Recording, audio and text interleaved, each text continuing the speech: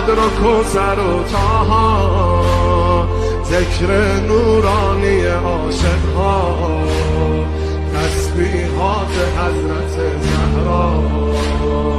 الله اکبر این همه جلال، الله اکبر این همه شکوه، الله اکبر در راه علی، فاطمه ایستاده مثل یک کوه. میدونم که راز شهادت این اشکا، رنگ خدا میگیرم من با تسبیحات حضرت زهرا. الحمدلله